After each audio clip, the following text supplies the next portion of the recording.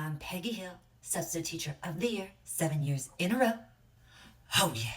Hey Frosties. Peggy Hill is one of the best moms ever in any of the cartoon franchises. At the first beginning couple of seasons, we do see her as this mother that is a traditionalist, stays home, cooks and cleans, and does everything around the house, being a mom to Bobby and being a good wife to Hank. But with the complexities of this character, she is the kind of person that runs to the beat of her own drum, has more of a domineering pursuit, and doesn't like to listen to anybody unless it's of a good reason. I love how they made Peggy the type of wife that will tell her husband, you're doing things wrong, you need to do things a certain way, you're messing up, and you need to lock in right now and fix all of this. As you can see, Hank is not super excited about how Peggy acts, but it never deters him from her, as he really likes that hard-headed mentality that she gives. I love how they added the nuance of her going out and doing her own thing in the later seasons, because with her personality type and being a traditional wife and mom and staying home all day and doing nothing and being subservient to her man is not something that really clashes with this character in particularly. We can't forget that she's a little cuckoo, a little crazy sometimes, and this is why we love her. She's willing to kind of ruin everything to make a point. She's willing to trash and cause chaos to make everyone hear what she has to say. And this is why so many people stand with Peggy, because everyone can agree that at any time, everyone has a breaking point. And you're gonna know when she's having hers, and she can have them very frequently. So you better step into place or step out.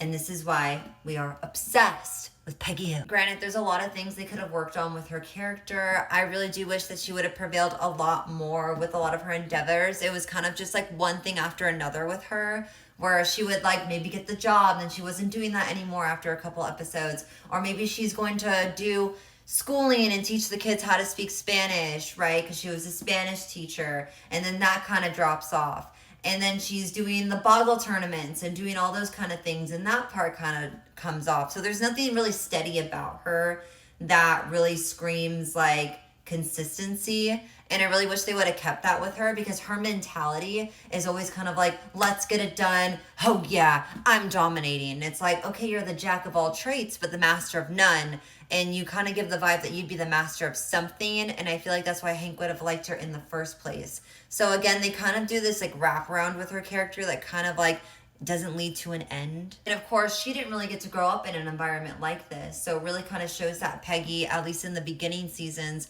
really did want to have a life that she never got. Obviously, her mom was not nice to her, was not caring to her or enduring with her. We saw that when they went on the trip to Montana in that one episode where she knew how to cattle and do all the stuff and like burn the cows and give them the little symbols with the burn stick. You know what I'm saying? Her being a really attentive mom to Bobby, and to her being very emotionally there to understand, okay, someone's hurt, someone's sad, someone needs someone right now, and I can be that someone.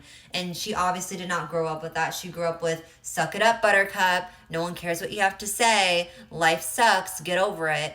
And I really like how that didn't really turn her into a sour person. It made her actually more of an empathetic person to be around. Minus when she has too much to talk about of a certain subject, which just makes you want to lose your mind, because she's never going to give up on her point. She's never going to give up on her value of that point with whatever subject she wants to argue or debate about. And a lot of people, when they are around her, they look like this. And then there's that chaotic side about her again, where she wants to take that leadership and she wants to go and do all these things, but she keeps falling flat on her face because she doesn't know what she's actually doing. She doesn't know what she's talking about, but she wants to stand strong on something instead of falling for anything. And again, this is why we do like her, because she has this crazy side to her that I think we all have deep down, where maybe I'm just going to lose my mind. Maybe I'm just going to start smoking cigarettes again and everyone can just shut up. You know what I'm saying? Like, she has this energy about her where it just feels very relatable to anyone, because anyone can just have a moment where they just flip a 180 and they're just going to be chaotic. And they're like, you know what? I'm going to cause a mess right now, unapologetically, and then I'm going to move forward from that. All in all, she's a really good friend to have. She's one of the better friends to have compared to her friends that she does have. We could talk about that in another video regarding like her friends. She's more loyal, but she is a little backstabbery with her side comments with everyone.